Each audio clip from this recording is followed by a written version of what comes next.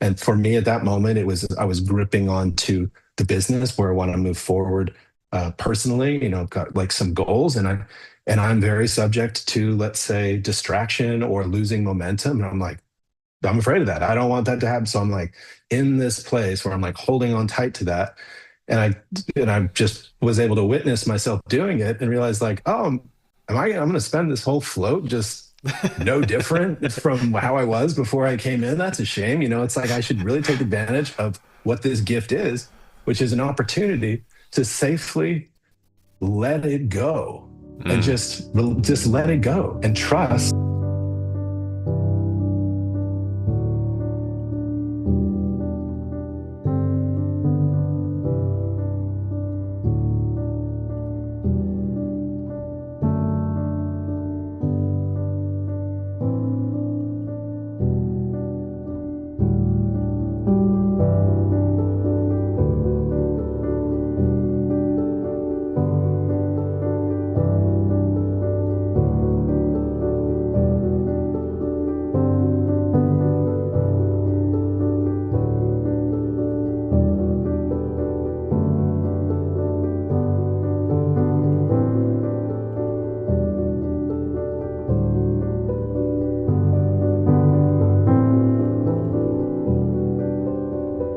So, hello everyone. Welcome to the Float Practice.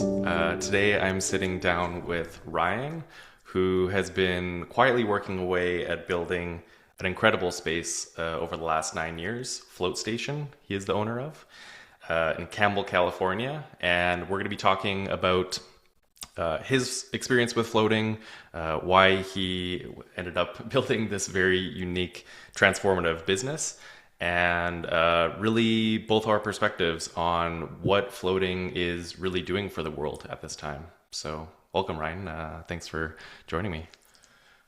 Thanks, Bryce. Right on. Happy to be here. And yeah, excited to share what I can about my journey and floating and why I think it's important. And yeah, let's get to it. Yeah, we were having a really interesting conversation before this. I feel like that always happens. I had a different podcast a long time ago, and I remember that was almost always the case. I feel like I hear a lot of other people talking about that. You just recently are getting back deeper into your practice. Do you want to share a little bit about what that was like? Yeah, for sure. I mean, full transparency, that's putting it generously. I think I'm like excavating my practice. I mean, Mm, I buried it for quite a while. I moved a fair distance away from our center, so I'm like an hour and a half away. And, I I go there and back for technical reasons, fixing stuff, putting out fires, that type of thing. And yeah, really found that I got quite disconnected from the actual experience of the business from the customer's perspective. And so and also failed to continue to get the benefits of floating.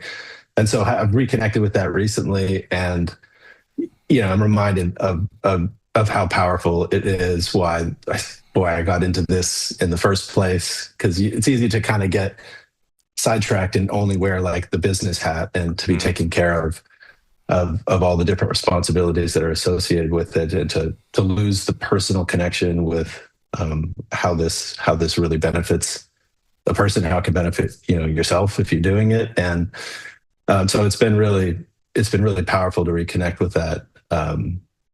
Yeah, so I can't say enough about the value that I see in actually reconnecting personally with what exactly it is that I'm doing, and not just executing tasks.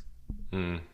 And yeah, I mean, like what was it early on? Was it like I hear a lot of people talk about it was the first float and I came out and I'm like, I'm just doing this. And it maybe didn't happen right Yeah, away. But there yeah, was like that quick conviction whether the first, maybe it took a couple floats, but yeah, what was the moment for you when it's a very big thing. Like there's no roadmap. It's a very strange right, business. We kind of joke, you're like the weirdo who floats. What does that mean in your right. community? So like, what was the shift for you that put you on that path? For me, I was really primed to love it and to be excited about it. The seed was planted when I was a literal child. I was like Hmm. 10, 11 years old, and it was a neighbor that told me about the concept of it. Oh, And wow. there was floating as we know it today wasn't a thing then, but he knew of sensory deprivation from John C. Lilly's work back in the late 50s, early 60s, whatever. And so I thought it was really a fascinating idea, and it always stuck with me, and wanted to try it. And it kind of had an intuition that it was kind of related to the benefits of meditation, which I Mm, always found incredibly difficult because I lack discipline. So the discipline needed to keep a good practice going like that. So at a very difficult kind of crossroads in my life, almost out of desperation, that idea popped back in my head as something that I really wanted to do. I thought maybe, well, having that experience might do something, right? It was just always planted as a seed in my mind as a big deal, ironically, because it's definitely become a big deal for me. yeah. And so I happened to find a place where there was a float tank back in, I guess this was 2014, 2013. That was like not too far from where I live, Okay. maybe like an hour and a half away in the mountains. Super cool. And yeah, had a first float, and it was incredible. It was truly incredible. The boundarylessness or boundary Mm, dissolving experience, that aspect of it, which I found a lot of parallels to other consciousness expanding experiences that I've had. mm, And I thought that parallel was remarkable to be able to touch that, to tap that place in a safe environment legally. and and whatnot was really special. And I thought that, and because I'd always thought that, you know, that experience, the alternate means of the nuclear option to really expand oneself, is very powerful, almost a rite of passage. It's almost at that level. And I always felt from my own personal experiences with that was something I wish everyone could experience. And I thought that mm, would be difference making in the world. And that was, one of the very deepest feelings I had from that. And so, anyways, to see some connection to that come through floating was really something. And so it was a great experience for that reason. It was a great experience for other reasons. Physically, it was totally relieving. I was doing a lot of running at the time, and yeah, it was just to be in a state of zero gravity for an hour and change, and no light. I mean, no light. It's so dark. You keep your eyes wide open, and there's just no different from you. You have to check. You have to remind yourself: are my eyes open or closed? You're like, oh, they're open. yeah. Like, wow. And then yeah, just to feel your body just disappear. To feel the water become indistinguishable from the air as Mm, you're floating in it. You kind of divided in half, and by the water, it's essentially, so half of you's out of the water, half of you's in the water, but it becomes a moot point when you can feel neither. yeah. So that was itself fascinating, and coming out of the experience, um, and many amazing things happened during it. But afterwards, one of the things I was most struck by was how for how long the experience stuck with me physiologically, how I felt different. I mean, it was clear that I got a charge of neurochemicals, neurotransmitters, whatever, and just felt like a broad smile on my face as I was driving home. I played music I hadn't heard for so long, was inclined to listen to it, not change tracks, not be monkey mind, but just really like Mm, yeah, yeah, yeah. in my body, in the moment, More just present. settled. Yeah, way more Yeah. present. That's one of the things that I find after I've floated. Before I floated, or if I haven't floated for a long time, I'm somewhat baseline agitated and will like flip to the next track, can't listen to a whole song, right? Or whatever, because on the dopamine schedule, like, and so I'm like, yeah, next track, next track, next track, let's keep it moving, shuffle. But then after a float, I find either I'm totally game for no music, which is very unusual when I'm driving. I'm talking about, or if I play a song, I'll listen to it, even if it's not like one of my top 10 favorite songs of all time. I'll listen to the whole thing. So that's just an indication, right, of the type of change that occurs after you float. It settles you, Hmm. and it gets you calmer, and your mind doesn't jump around as much, and you know. So that's what I took from it. And I already went into it with an idea that this just a intuition that this was going to be a big deal. There was like a pull. Hoped it would. Absolutely, a total Yeah. pull. This was going to be a big deal. So the idea of the business kind of was roughly floating in that in the ether Yeah. before loosely was like, if this is a big deal and this isn't available anywhere, like that's something. Like there's something here, and it was, and it turned, and it really, I was open to the idea that it wouldn't be. I wasn't deluding myself or like drinking Kool-Aid before I'd had the experience or after, but it delivered. I'll be damned, it delivered. It really is it's an amazing thing. You And so from can't there, drink the it's like, Kool-Aid because it's just salt water. It's the it's just most salt. disgusting. It's Yeah. horrible. You can't drink it. It's bad. Yeah. It's too salty. And so it was hitting the ground running from that point. It's like, did it once, confirmed it, did it a week later, different place. Uh, Amazing again. Mm, And from that point, I was like, all right, I only need two data points. Like, it's good. It wasn't just once. Like, it was yeah. good the second time. And from Can you speak there, more yeah. to, sorry to cut you off, but I'm really No, no. curious about you were talking about like a rite of passage. Yeah. If I was like following you correctly, it seems like you had one of those kind of prior to floating to have like a reference point. But like, Yeah. was that part of those early floats? Did it kind of mirror that in some ways, or it gave you like a different type of rite of passage, or? It did. I mean, I won't pretend that it was as like in a single hour of floating that it was comparable in terms of just raw power of let's say the psychedelic experience, but it really gets at that. It's some of the things that are delivered by that. Mm, The experience of the ego quieting down, of seeing things from very different perspectives, mm, which speaks to it perhaps opening up a creative window into yep. people. Who I'm not myself per se. Like I wouldn't describe myself as as creativity being one of my strongest traits. I can tap into a creative space at times, but I'm not. I don't wake up in a creative space. But when floating, there's a balance between the hemispheres. Let's say the right side of the brain starts to kind of like wake up a little bit if you're left dominant, like more analytical or like I tend to be. But then that side can quiet down, right side starts to wake up. There's some balance. Mm, And so you start to see things from like different perspectives, which is also consistent with, the type of experience that you can have by other mm-hmm. means. And that is awakening. You start to see new aspects of yourself that you may never have known were there. You Yeah. start to look at the world differently. You start to perhaps feel more excited about life, about more optimistic about yourself, about the future, about what's possible. Even just by getting inklings, it's just all you need is like to see there's something there. Oh shit! Little Like I can, spark. I can move in that direction. There's something there. There's a path in that Yeah. direction. So yeah, I mean, I do feel like going down some of these roads, we'll call them, like, is a rite of passage. I think it's as and McKenna has said this, so I'll be paraphrasing some of what he said, Terrence McKenna, Yep.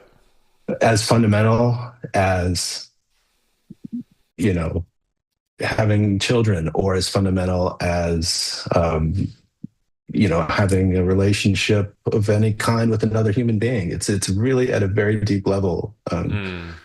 a base level. And Do so you do you it's feel not like just a song. that's Yeah, kind of going back to the relation? Like, we've been talking. When I say we, it's sort of like me and others in this industry.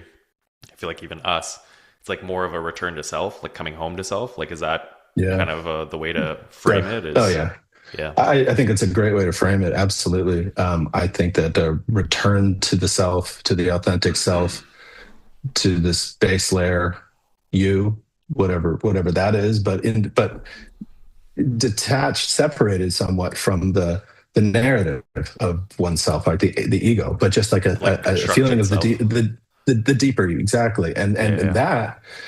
that there's a through line to childhood, which it for can conjure, perhaps some challenging thoughts for some, but there are aspects of child being a child that are consistent with the type of experience, the type of space that you get to in the float environment where you're not future focused at times. You're not necessarily dwelling on past. You're not, you're in the moment, and Mm, you're not so reflecting on yourself, right? Let's say you're freer, and that's childlike. And so coming out of the float, like I was relating in the story of my first float, yeah, it was a feeling of being very childlike. That was what really mm, connected me. It was like, okay, this moment in beautiful. time, when's the last time I felt this way? It's like, well, strong memories of being a child feeling like this way. This was the hallmark. It was Yeah. like in the moment, excited about the details, like the little things, like Dad, why um are you changing the song? I want to listen to the whole one. yeah, It's like, stop. Yeah. yeah, I So like that. yeah. Um, Um, I was gonna bring this back to what we were talking about before the call because it was very powerful. Or before we hit record, you were talking about like kind of the tight grip that I feel like mhm. this is very, very common. The tight grip of the things that I'm stressed about, the to-do list, the things that I should do, quote unquote. Um, Yeah. yeah, I'm curious to hear more of your perspective. I think both for yourself, like with your practice over the years, um, Mhm. maybe in the tank, in that session, but also maybe like over time. And then also, what that looks like, what you see in your customers and like clients who, maybe struggle with Yeah. that. Because, yeah, I mean, we get so tied up to even the idea of who we are or the identity that's constructed, the ego, like you were talking about. Mhm. And yeah, it can be very powerful to finally let that go and let something, your true Oh self yeah. emerge. But it's a muscle, it's like an awareness, right? Like that was very, Mhm. very hard for me, and it's an ongoing process. Yeah. So how has that looked like for you? Well, very much struggle with this. I know I'm not alone.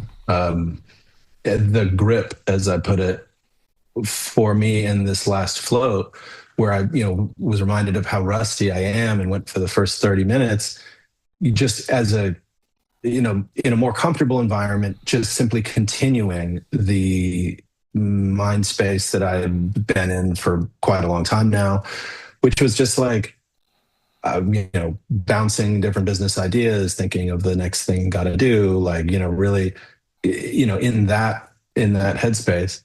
And then at one point, I just realized I'm like, this is like halfway through the float. Uh, you have permission in this place, if nowhere else, Mm, just with this time in this space, to literally just let that go. And it's not going to die or disappear, or you're not going to fail or lose track, or whatever the fear might be that's mm, associated with like letting go, loosening your grip on these things. yep. Because I think, as we talked about, I think there is a baseline anxiety that comes up around the idea of letting go of the things that we grip tightly, which is an opportunity to safely let it go, and Mm, just let it go and trust that when I get out, if I really desperately want to, I can pick it right back up. It's not going anywhere. I can get back to being stressed and driven and concerned and responsible and all these other things. It's not going anywhere. I can if I choose to, I can pick it right back up. It's not going to disappear, or I'm not going to screw up or drop the ball, because I'm letting go here. And I mm, think that I think that's a struggle for a lot of people. And again, it's not just about responsibilities, in your business or your job or whatever. It can also be your grip on your pain, your grip Yeah. on your past, your grip on your struggles of any kind or stresses of any kind. It's a grip on anything Yep. that would hold you back from just being Yep. and not play, not perpetuating either a narrative of what you think must be or you must control. Um, I think that, yeah, just letting go of whatever it is that you hold on to. And I think it can be a little bit difficult, I think, to know what it is that you do hold on to. For some, I mean, I think it's like it might be surprising to realize, to awaken to the idea that like you really hold on to the past. You're really Yeah. holding on to the friction in your relationship, let's say, or whatever else it might be. And so those things that would spin in your mind a lot when you're just lying there comfortably in silent darkness, that indicates that there might be, you have a tight grip on this thing that, you struggle to just put down Yep. and let go. But flexing that muscle, getting some experience with how to do that and giving yourself that permission to do it is invaluable, Yeah. because then you can take that same experience that is made easier in the float pod and you can kind of start to learn to do that a little bit outside of the float environment. You're like, all right, for 5 minutes, I'm going to disappear those concerns. It's okay. They'll reemerge and I Yep. can do with them what I want at that point. But to be able to be more in control of that and to pick it up and put it down more at will, that's a big deal. It's a It's very big massive. deal. Yeah. It's huge. And yeah. Yeah. I mean, that was my first float was, I've talked about it many times, but I almost drowned as a teen, and there was a lot of trauma around that. But there was probably resentment, there was anger. It was a freak accident, but the way some people handled it really affected me. Mm, And that was one of the things I was like tight gripped. Like I can't believe this is how yeah. it went, and blah blah blah. And yeah, the float tank is just so beautiful because it's so, as you said, it's you feel so safe and there's nothing else to grab onto or distract you where you can just see it. So it's I've never thought of it like this. It's almost like a TV in the way of like it's like very focused, but like on the things that you should probably actually like see, and they Yeah. might be a little Right. confronting, but yeah, you feel safe, you're relaxed, where you can just see it and process and then let it go. And for me, that was like, even forgiving myself, just like beating myself up and all this stuff. And it was just like, once you do that, like boom, boom, boom, and okay, it's now we're Yeah. done. Like, what Right. was I? It's like, oh, How many years was that? Yeah, of just oh, yeah. yeah. Right. We were joking on another call of ours of like I forget how we put it, but just like white knuckling your float, where Oh yeah. you'll Yeah. get some, Just you'll get just benefits, but make it to the end. Make it to the end. I did it. yeah, Yeah. Float so hard. Just get it. Do it. yeah, Yeah. And it's amazing what letting go can unlock. Because there's a lot of bandwidth that's consumed. If you're once that holding on space to is open, anything yeah, really tightly, you can't hold anything else. You're already holding something, but for one. And two, that's tiring. I mean, it's consuming bandwidth one way or another to really hold on to things. So you're not then therefore open to new ideas, to new, you know, evolutions, whatever. You just remain in a state of kind of stuckness. mm, And, time marches on, but in a way, you remain in the same spot, stuck.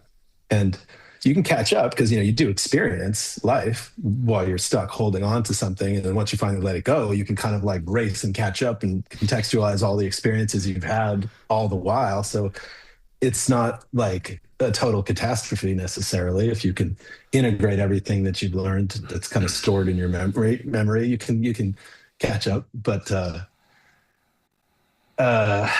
yeah, it's a big deal. It can lead to huge unlocks, and I mm, think really reconnecting with what that is. And as I've kind of grown up more and matured, and have more life experience now, I think uh, I've put into context more and more just like how big a deal this is, and for how many people, like for everyone. Like this yeah, is not just for people who like are inclined to like floating. No. And if you don't have a good float, good. That is exhibit A. It is exhibit A for Yeah. why you need to do this. If you cannot lie down in a float pod in the most comfortable environment possible, I mean, the one exception is if you are clinically claustrophobic. If not for that, if you cannot lie down in this environment and enjoy yourself and feel like this is time well spent, this is worth it, then that is exhibit A. Good. Now you see how clearly you Mm. need this. I mean, really. And If so you I even think want to we challenge the claustrophobia, it's just keep the lid open and you keep the baby lid step open. it. Absolutely. Keep the Yeah. lid open. You know, if you have a genuine fear of the dark and you don't want the confrontation therapy, keep the light on. Yeah. You're in control of the whole experience, basically. And so if you can't figure how to have a good experience there, first of all, it's totally relatable. This is not like there's something wrong with you.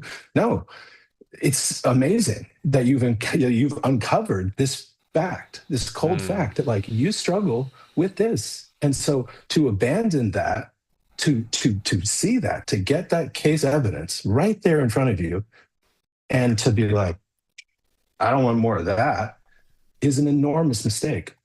I mean, to have a quote bad or uncomfortable or challenging first float or one that doesn't deliver, you know, the pearly gates of heaven is just this huge error. Yeah. And again, like, stick with it. Don't quit before the miracle. And then Yeah. once you've experienced the miracle, you're gonna keep floating and You're congratulations. in. You're Yeah. in. But like, yeah, don't stop. Yeah. I hope she uh, is okay with me sharing this. I'll cut it if not. But my fiance, Em, she was very scared of the dark. And when we first met, and she drank the salty water, a Kool-Aid, obviously, because of my work. And she loves floating now. And I'll have to double Mm. check with her. I can't remember if she turns lights off anymore. Um, but she wears an eye mask at night, which is like unheard of for Yeah, when we right. first met. Since Um, having floated, she's now comfortable with the diamonds. yeah, yeah, Wow, yeah. that's amazing. So it's yeah. I mean, That's great. I've meditated on this more and more of like how many fears it can kind of poke on, which I think is why it's so Mhm. potent, right? It's silent, you're alone. There's no light if you have lights off. There's all these things. You're enclosed, but as you said, it feels very expansive when you're actually in it. Um, oh, I got you back. Back, Okay. Starlink. Um, Sorry, yeah, it's no, no, it's all good. sorry, Elon. It's as you said. I think it's signal to feel that apprehension, like feel the fear. I think of like all the things you're looking for on the other side of your fear, and the float tank kind of like represents so much of that for people, which I think is like why it's really hard to pull people in. But once you get them in, and as you said, once they have that kind of rite of passage, as you put it, it's unbelievable to see the stories and like the transformations that people have. Oh yeah, Like what have you yeah. seen? 9 years, like that's a lot of floats. Oh, a lot of floats. Yes, 70,000 plus, 70,000 plus floats. Um, yeah, we see people once they get over the proverbial hump and really explore making it a practice by doing it, say, biweekly or more. We have a lot of people who float weekly. They get to a place where they feel, not in a bad way, that they cannot live without it. That it is Mm, like it is their touch point for their stress relief, their mindfulness, gives them the pain relief, the other things don't give or that come with a lot of side effects where floating does not. right. Um, it helps to enable deeper sleep or an easier time getting to sleep. Um, it does an awful lot, and if you do it.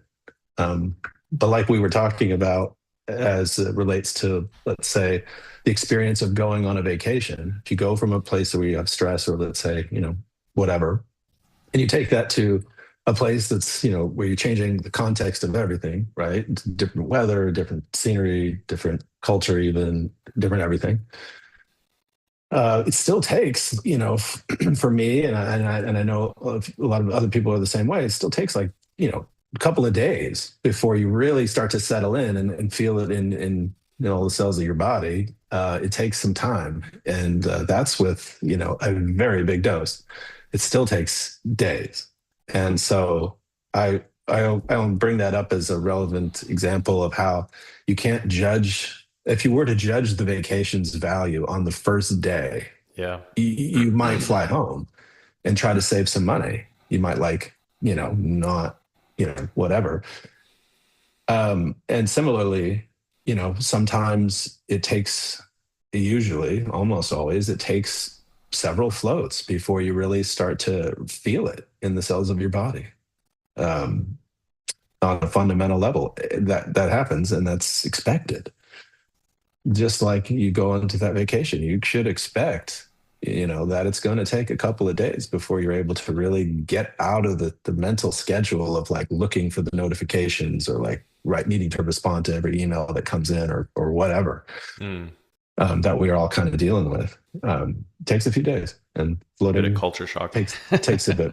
Yeah, but the stories, back to what you were asking. I mean, the stories have been remarkable. I mean, we've had a lot of people who have found greater relief from floating than anything else they've tried, and they've been in a desperate place and tried a lot of things. Mm. And floating is delivered in ways that other things have not.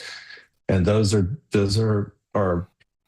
true devotees. They're the ones that float weekly or more, and the value to them is like inestimable. It's like they Yeah. just keep doing it and they just keep benefiting and they love it, and we know them very well. They're practically family, and it's just amazing to see what is possible.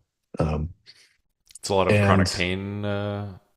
there's a lot of chronic pain. Yeah, chronic pain is a big one. Yeah. People who have chronic pain, particularly that are, I mean, all pain is a nervous system, firing, but I mean, the systemic nervous system conditions, things like lupus, Mm. fibromyalgia, those are particularly stubborn, and floating gets at that because it's, it calms and rebalances the nervous system. Um, so I don't know enough about the mechanisms for why it is precisely that floating does deliver on that for those particular individuals, but I can tell you that it does. Yeah. And um, yeah, and to speak of the nervous system a little bit for floating, for sure, most of us are walking around very sympathetic dominant. The sympathetic side of the nervous system is the fight or flight. It's what keeps you like really engaged. You're like context switching a lot, Why or is that that? context switching is probably what leads us to being sympathetic dominant.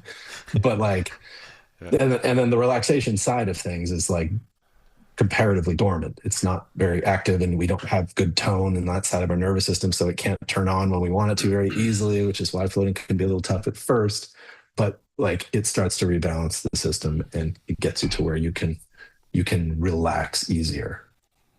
So and you're not so that side, the sympathetic side of your nervous system is not so overactive and kind of on fire. Mm.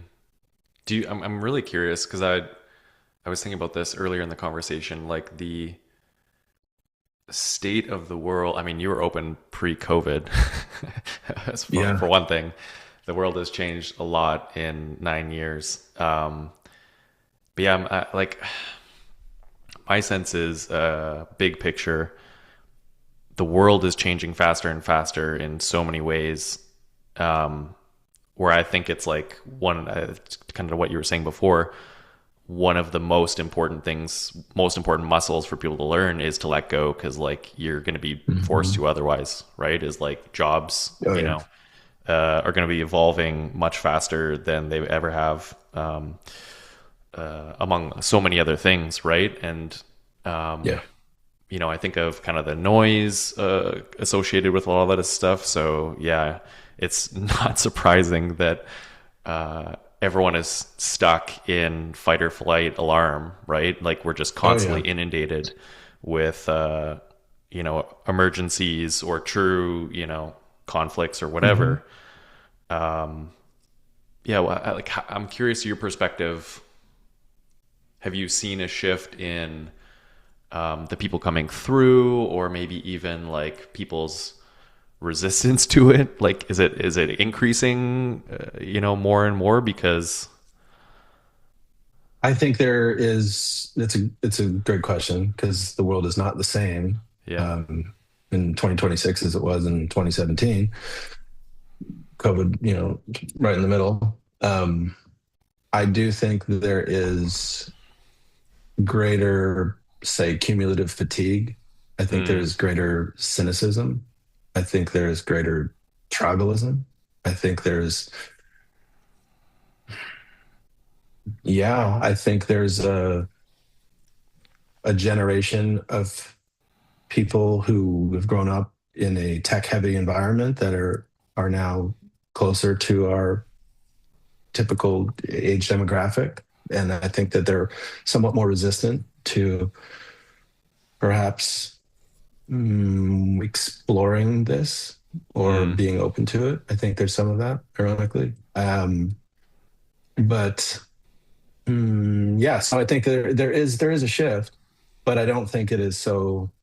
I don't, from our experience, I don't think it is so dramatic that it would require, let's say, an entirely different business model or a different mm, approach to framing the conversation.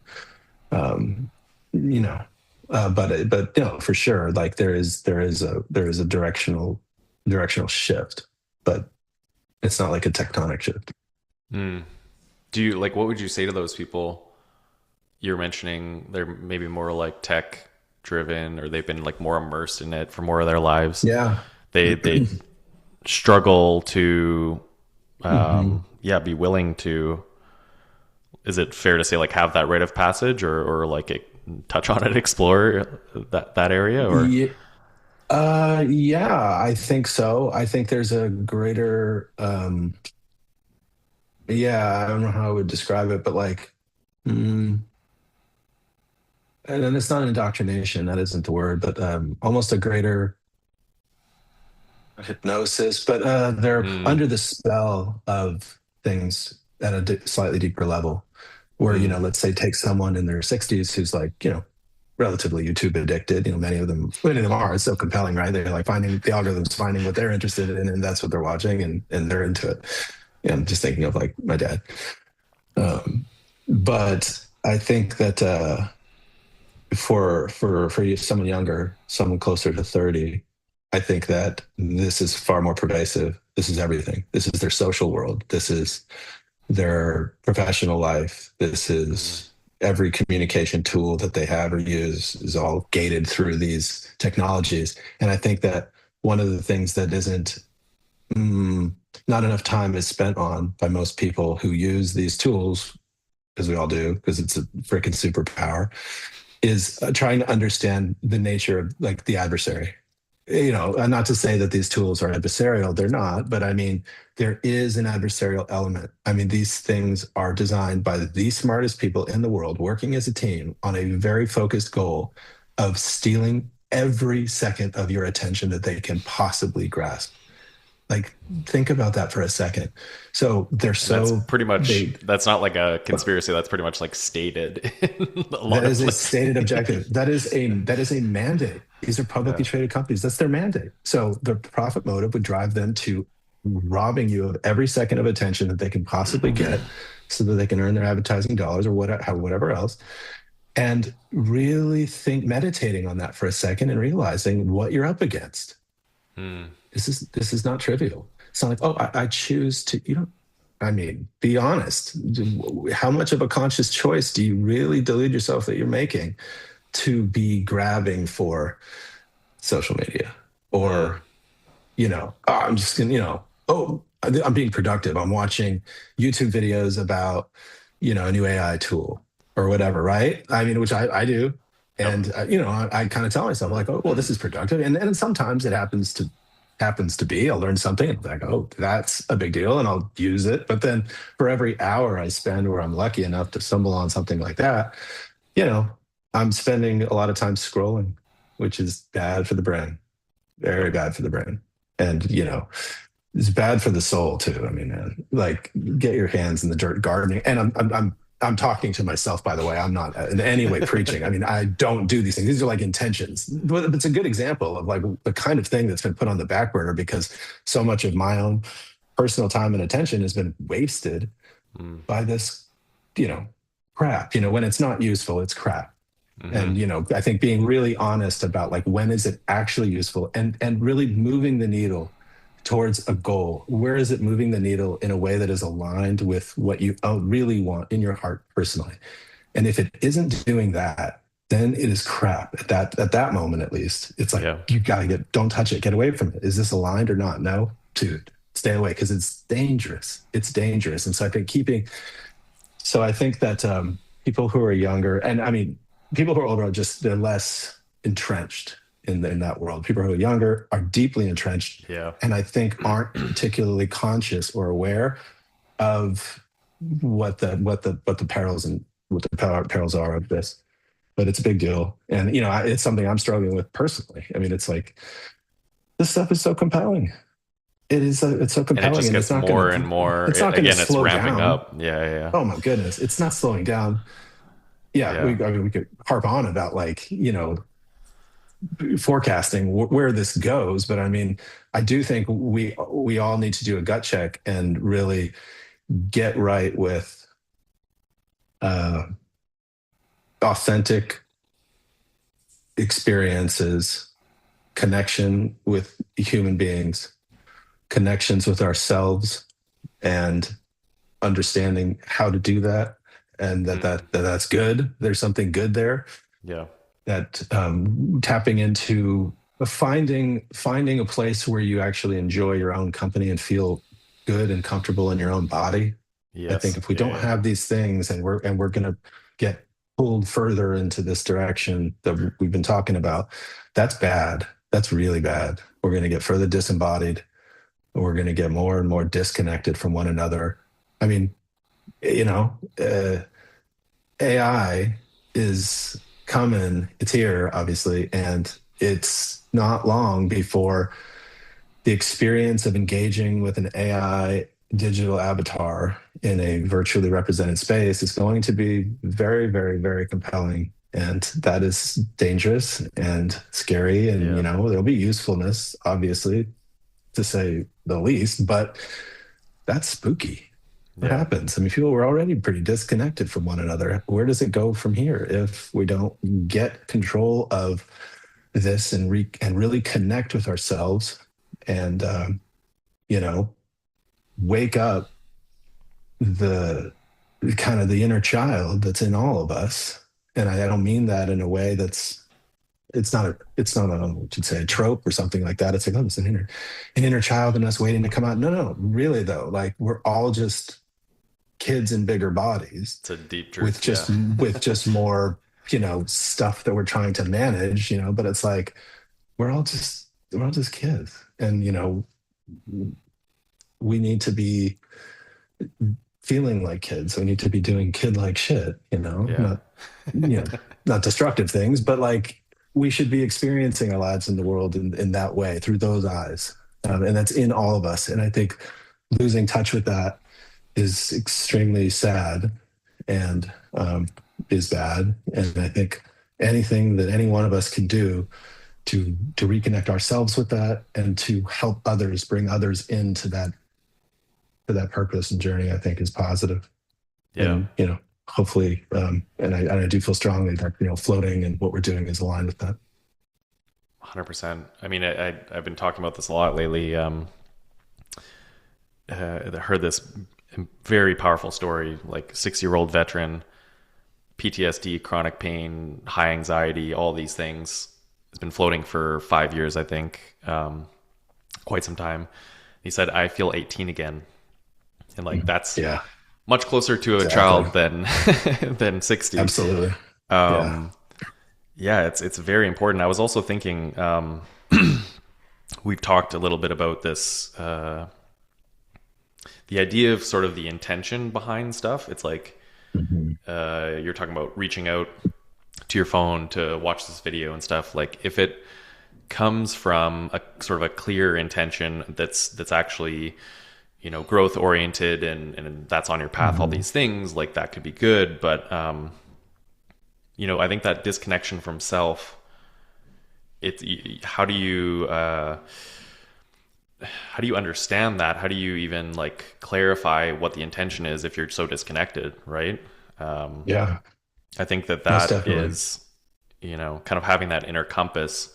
As you said, it's like invaluable, more and more as all this Yeah. stuff is happening, right? Like, how do we navigate this thing that's never happened before, that's happening very fast? I think it's, yeah, pretty critical to be able to have sort of that grounding. Like for me, that's what's really happened over so many floats, is like I feel more grounded, more embodied, as you were Hmm. saying, Yeah. but more able to kind of navigate, more at the, like the subtle level versus like Hmm.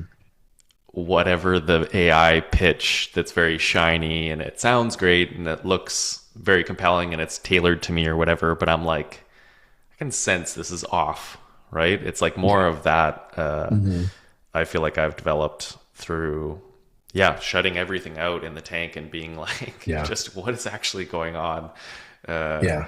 you know, here and yeah, everything in my week or my month, my year, whatever it is. Hmm. How do you feel about that? Do you have a similar I mean, experience? oh, absolutely. And one of the things that, yeah, the intention setting, first of all, I think is just so important, and I think it's a great place to really literally start. Is just living with greater intention, just starting to Hmm. cultivate just a little more intentionality with what we're doing before we do things, so that we're not just reacting, or we're not just habituated to do this, to reach for the phone, to just right, or whatever else. Like to really set an intention, which can lead to maybe an establishment of some boundaries or some discipline. And it's like, if you're setting an intention for why you're doing what you're doing, you're less inclined, or less prone to just veering off course, or getting just overly Mm. distracted or pulled in a different direction. But um yeah. One of the things that just came up while you were speaking, I was just reminded that one of the fears uh that gets called, or subsides, from floating, is a fear of death, which, like, we all from time to time will grapple with, right? If That's the not big one. like all of us always. Yeah. But like the experience that you can have, even if it's just relatively brief, is this like feeling like, oh, nothingness is okay, is actually, Yeah. this is good. Like coming, like you kind of tap into this void, if you will, which, like, seen from or thought of from a different context, sounds like horrifying. It sounds like, Jesus, I don't want that. That's exactly what I'm afraid of. And then you experience it, and you emerge from it, and go back and experience, and come out and go back, and you're like, oh, I it's all good. It's Yeah. all good. And that's the eternal truth. And so just to connect with that is powerful. There's something there that kind of like gives you a little comfort when, you might have anxieties that arise about your own mortality. Yep. And so, yeah, that's a pretty big deal as well, actually. I think, yeah, Yeah, I, you this can't is, I make this appreciate you up. bringing that up. No, I really appreciate you mentioning that, because like this, I feel like is the deeper conversation that's been like, I feel like it's like whispered and tiptoed around floating, because that can come off as like very scary. But 1,000%, like I think about, you know, there's other experiences I've had, I think, that have forced me to really work through that and shed like layers and layers and layers of fears and just energy around that.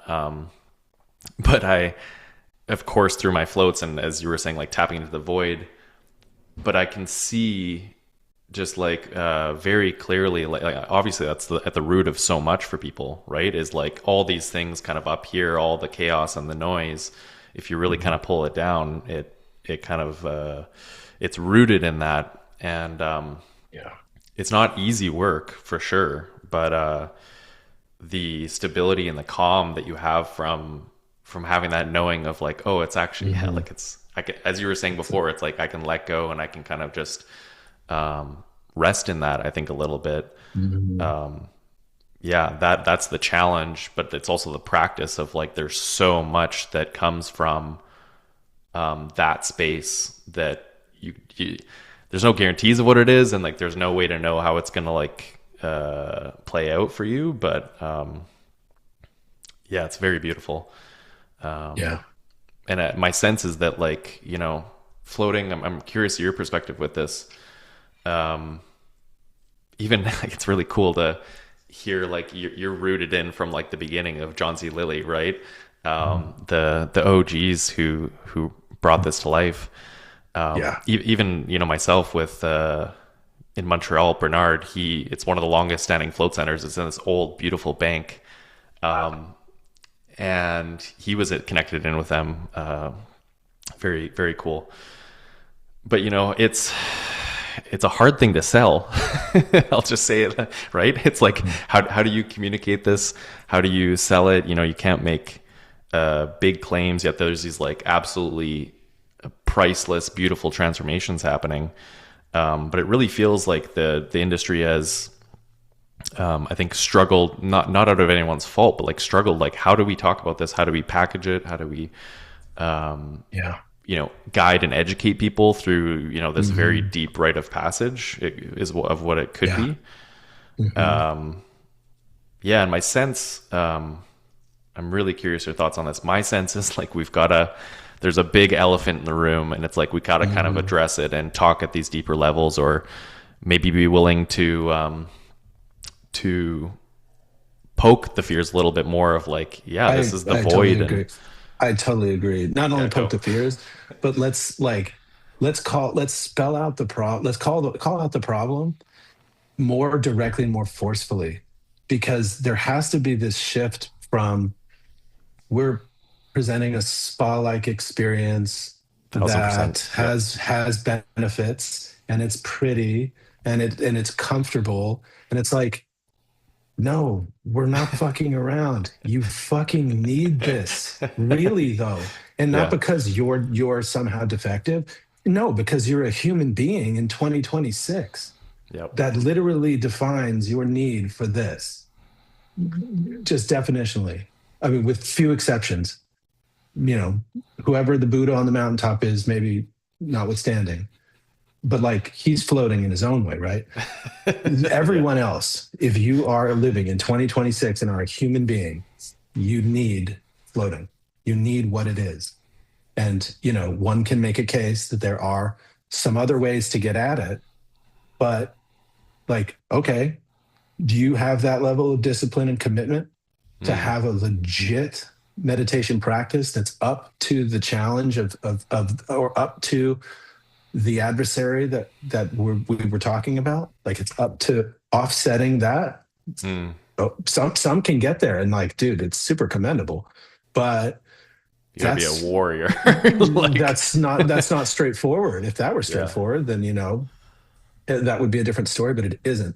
And so this is it is definitely time to start shifting the conversation to one that is more direct, more forceful, Mm. more confident, less asking for Yes. Yeah, patronage yeah, and yeah. asking for a favor, like, will you come try this thing? No. Do you need to do this? It's not like optional. It's Yeah. not optional. We did this because it's amazing and because it's important and you need to be here. And if you're not here, you're making a mistake. And your considerations of value are warped. How Mm. much does your stress cost? How much does your pain cost you? That is really the first calculation that you need to make. Yep. Then consider the value of the solution. And when you put those two side by side, this is not a thing.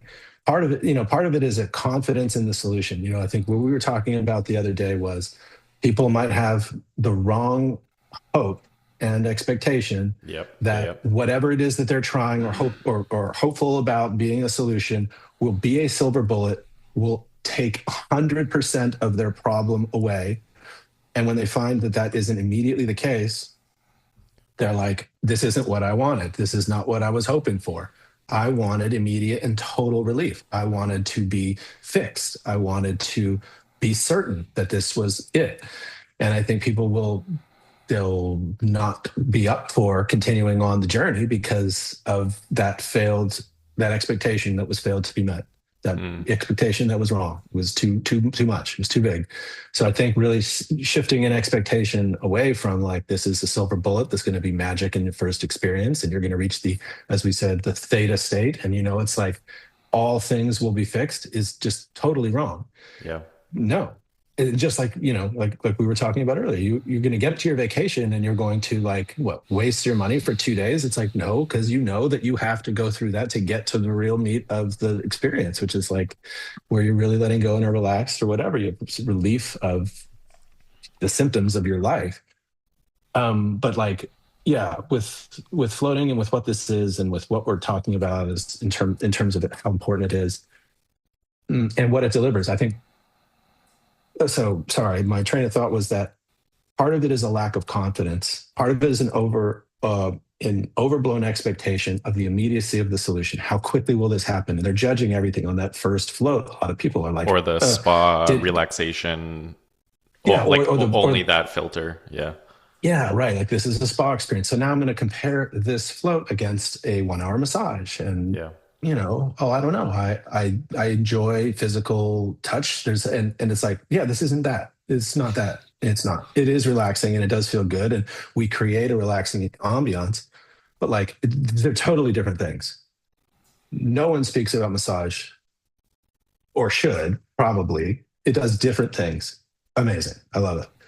But like totally different things. Floating is an entirely different animal, totally different path, Mm. solving different issues. So, I Do you, mean, we have to get away from talking about floating as though it's a spa experience. I, Um, I really appreciate you saying that because I 1,000% agree. Do you, yeah, to pull it back to the start of our conversation, do you feel like a better framing is it's like almost like a tool for consciousness work, or like there's probably ways that you can massage that, but like, um, yeah, what do you feel like is a better framing for it? I think, well, it is absolutely a consciousness tool. I don't think that for a broad market, that's the right way to frame it. I think that that would be Yeah. very attractive to a certain segment. I think that more, if you're going to really try to reach with a broad stroke, I think that nervous system rebalancing, I think, is pretty relatable. I think, Yep. when you start to really define like what is the experience of being sympathetic dominant, of that side of your nervous system being overactive and overfiring, here's how you feel. Do you relate to that? Yeah, like everyone else. It's like totally agitated, really concerned, like, let's say soothing with food, other habits that aren't aligned with what my goals might be for myself. And, it's like you're just not settled. Like there, that's it. That's what that is. That's the way that you're waking up, the way you're going to bed, the way you're living your life, the things you're doing or not doing. Like that is hallmark of this. This baseline noise of fight or flight that's always with you. And it's not just the tech and the evolving world. It's the modernization of the world writ large. It's the cars that whiz by you. Yeah. Yeah. Our brains our nervous systems were biologically not so dissimilar from like the human beings from 5,000 years ago, right? So we're not accustomed to the bombardment that we have today, forgetting about like the digitization of the world, but like car horns. If you live in a urban area, you're having to ignore a lot of very alarming signals, and you get used to it. It's normalized, but like your nervous system is not enjoying that, and that's a My lot. last apartment Taking was the it's horrible, right? constant like fights outside, like fire trucks. And Yeah, yeah, at a certain point, I was just like, I'm out. Like, I can't do it. I lived on a four-way stop. My wife and I had this small home it was a lovely neighborhood, but we were right on this four-way stop, and I don't know how many times a day, every day, there would be like a motorcycle that would just like full throttle off the stop sign, or like and we got used to it, but my nervous system did not. Like it absolutely agitated my nervous system in a bad way. And your brain always has to go like, threat? No, no, you're good. No, you're good. Mm, Threat? Is a threat? No, no, no, no, you're good. You're good. And do that like 1,000 times a day. And then, this is so when messages come in too. I mean, I don't know about you, but like, I always have some concern that like the message that I'm about to get is going to be like bad news, and it's going to really hijack everything that I'm doing right now that I want. And like, oh no, okay, okay, okay. That is going on all the time. And yeah. so, yeah. So I think the emphasis on the nervous system is one that is relatable. It's easy to communicate. I think that it is. It's easy to substantiate Right. science, with evidence. I think that's important. And I mean, shit, we have biometrics at this point. I mean, many of us are wearing an aura ring. I mean, floating in HRV. Don't Yep. take our word for it. Just float and watch your average HRV increase, and then tell us that it's not working. That's literally your biological marker for I mean, among other things, the balance of your nervous system or your sympathetic tone. Hmm. It's different for each person, the kind of baseline, but like your trend against yourself is going to indicate whether your nervous system is kind of like sympathetically overactive or not. And so you can track that. So I think that's a strong place to start. And Mm. also, I think so. We were talking about like don't ask for the favor of the person's patronage, and also Huge. speaking from a There's greater place of confidence. It's yeah. like if you could present someone, I mean, if you could imagine this hypothetical scenario, if you could present to someone a contract, and in the contract, it guarantees relief of their symptom by some amount, not 100%, that's absurd, but but that sometimes happens, by the way.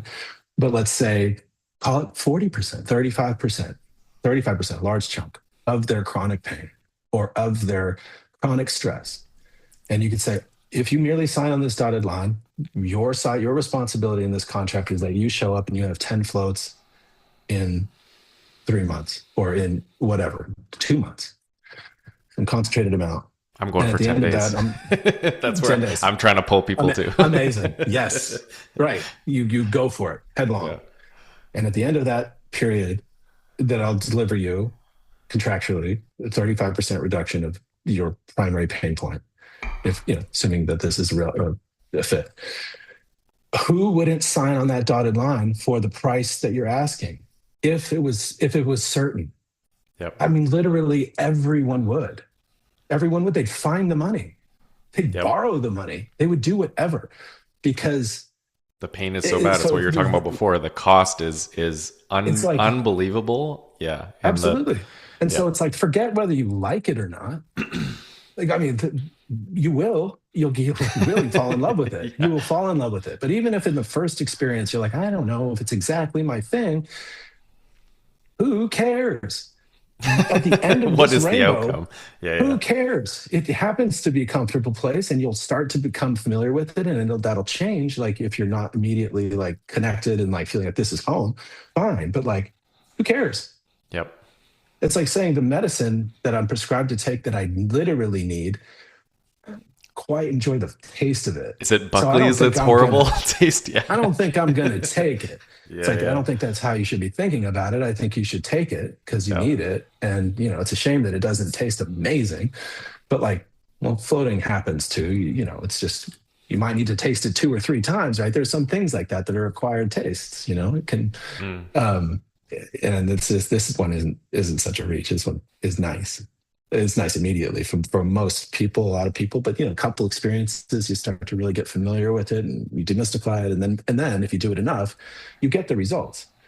I mean, I'm really starting to imagine a world with, as we were talking about, there's effectively a money back guarantee for some, right? Not for 100% symptom relief. I think so. If we get Yeah. better at level setting what a reasonable expectation is and have that conversation with a customer, say, well, what would the value of reducing your symptom by a literal 30%, what would that be? What would you pay this amount for it if you could do that? Most people who really are connected with what the symptom is, and that the solution, if they could make that change, it would really improve their lives. I think would Yep. absolutely do it. And then, And that service, I wanna, sorry to jump in, but I really, this is like so important because this is like the one of the core problems of this industry. That is service. Mhm. That is not taking advantage of someone. That is not like No, being right. business shark. That is like absolute service in a way that Yeah, also gets you value for this priceless service that you're doing for the world of building this space and 100%. holding this space so that you can actually keep it open, because there's this unbelievable lie pervasive in this whole industry that that is somehow a bad or a negative thing, and it's killing a lot of these spaces. Hmm. And it's so Yeah. tragic because like I've looked at the big picture, and I've kind of done a meta analysis, and these are very common stories. But chronic pain, I didn't even know it was possible to be pain free again. Like as you like, that's like priceless. Like that's Hmm. Yeah. I haven't been in that. Well, I mean, in some ways, I've had my own version of that. But you know, I think to the level of some of these stories, my understanding of it, um, yeah, it's just like unbelievable, you know, and to think that they're in that space where they feel trapped and it's not possible. And as you said, there's so many things that they've tried. They've spent time and years and so much money. Whatever they're paying for float, they could pay full price for all their floats or double, and it's probably like 5% of what they would pay, you know, Oh, for that exactly. result, right? They would take a second mortgage on their house. They would commit half of their income. I mean, this is not overstating the case. If someone is genuinely in chronic pain and it is hijacking their entire life and absolutely standing in the way of them enjoying things that they want to enjoy, they've had to abandon hobbies. They, fill in the blank. Yep. What wouldn't you pay? And what are we asking? But $100 for a membership or an experience at most. Stop. And I think the conflict is, Yeah.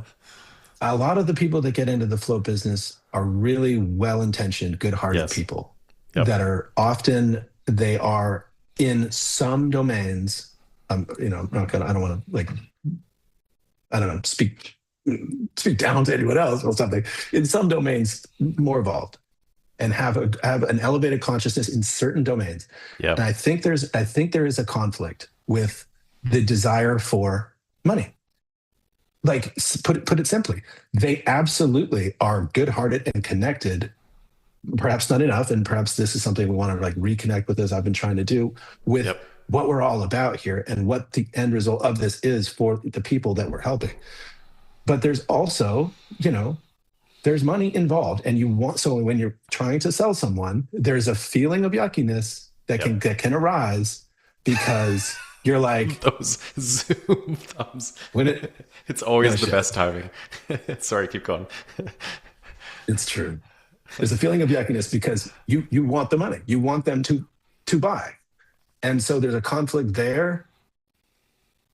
And But I think it's because like it's what was I going to say? There was we some other. I had another decent point. I don't know. It wasn't great, but it was something. And hold me one second.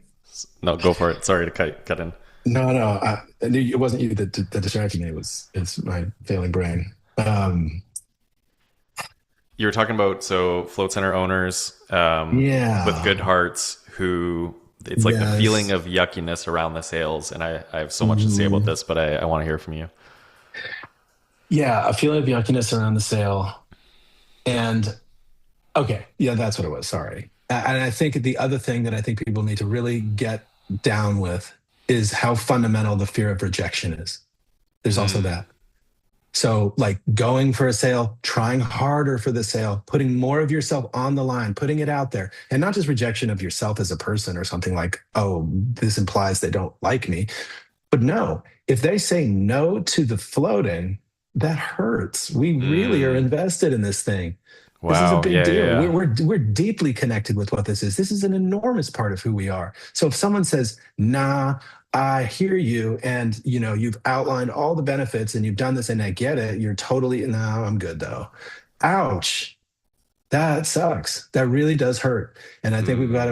we got to steel ourselves more and be more resilient and get the reps to really make ourselves more impervious to that feeling, that pain of like, oh no, like and because it really it does hurt. And I think that Yeah. there's on a very small level, it can erode, even momentarily, erode your confidence in what you're doing. It's A like, thousand percent.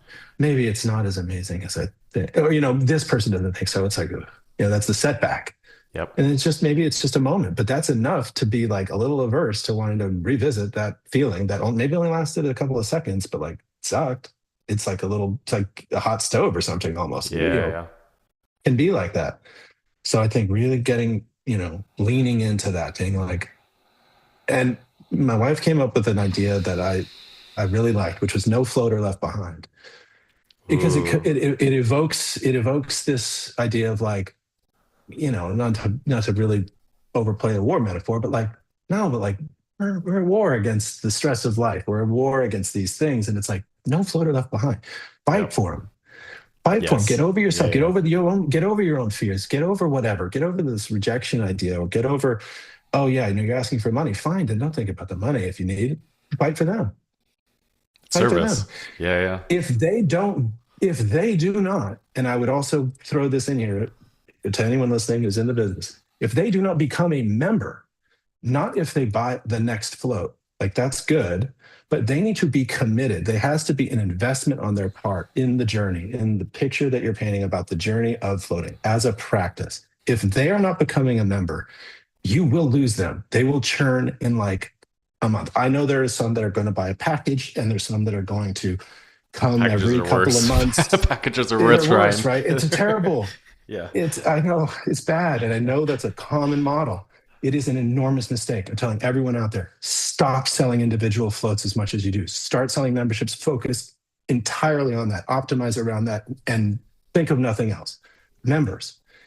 And If it's active hard to sell a members, member, right? Like not even oh active you signed them members. up, but then they have their float and they're gonna think about it. It's like no, we need to get Yeah. this booked in now so you don't fall off. Pre-book. Create an Yeah. incentive to pre-book. Create a reward for pre-booking, 4 floats, each session you pre-book your next float. Create a reward that encourages the behavior. Um, but like membership is everything. It's everything. These individual floats, they're a trial float. Limit it to one, two. If you want this, you got to be a member. And if the market conditions are such that you struggle to sell a membership at whatever price, 79, 89, whatever, or 69, whatever it is, fine, lower the price. But stop selling floats, individual floats at $100 or $80, thinking that's a win, and a membership you struggle to sell at 79, and I pretend you're unwilling to drop it to whatever you need to meet the market. This is bad. What you want is like a ton of members at 49 or whatever, like Yep. price that's like feels like undervalued, but a lot of those customers, because those are the ones that are the advocates. Those are the ones that are going to give testimonials. Those are the ones who are going to genuinely experience the benefits of floating. Someone who comes in once, twice, and like they've tried it, there's nothing there. In fact, that's horrible, because that's someone who did it once or twice and were like, I wasn't compelled. Are they going to really? Do you want that person talking to others about Yeah. floating? Yep. No, no. Why aren't you still doing it? Oh, well, I don't know. I didn't get as much out of it as I thought I might. Yeah, because you did it twice. You didn't do it. You didn't do it 20 times. So Yep. we don't want those people talking about floating. We want only members. We want them coming in a lot. We want less people even, but them floating often. Yes. Those are the people we 100%. want talking about floating, not more people floating less. That's, by the way, churn. That's how you exhaust your local market. That's bad. We want less people floating more often, period. And then obviously that leading to more people floating more often. But like the trade off is a no brainer. Yep. Forget about more people floating less. Totally focus on less people floating more. Change your whole model around that. The end. I love it. And figure that out. That's your whole new focus. Priority number Besides one. putting out the fires Yep. that you're gonna got to still deal with, obviously, every other focus needs to be on that. How do you change and optimize to get that accomplished? Yep. Totally. That's it. And win people back. People floated once or twice, and like you didn't have the right model in place at the time. Bring them back. Give them a free float.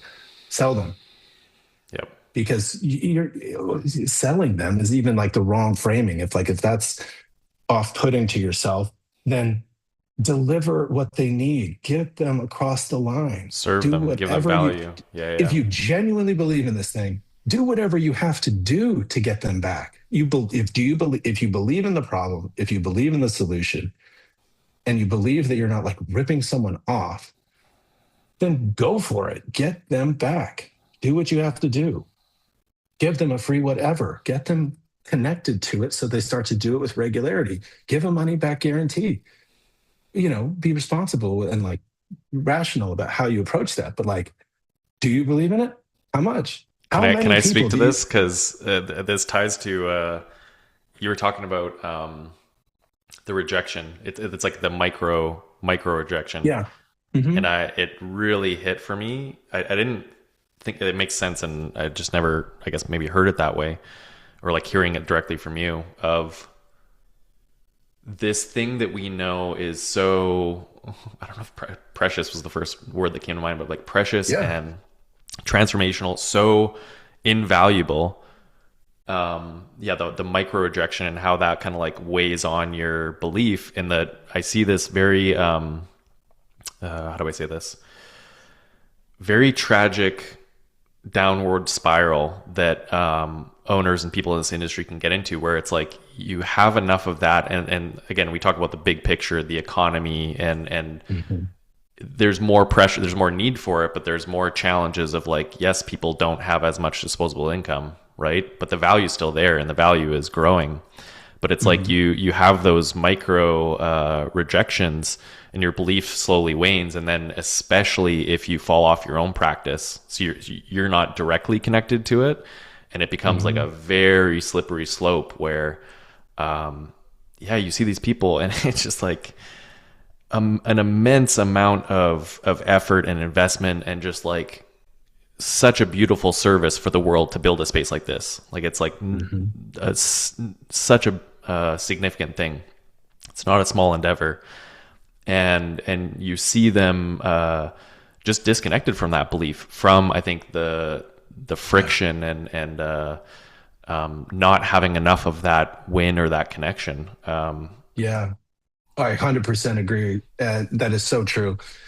The optimism, the hopefulness, the connection to the thing when you're in the ideation phase and the initial commitment to this new way of life You're at a phase, thousand percent. You're it like it overflowing. is it's total. You're Yeah. just like you're on fire, and it is a challenge to then enter the operational phase and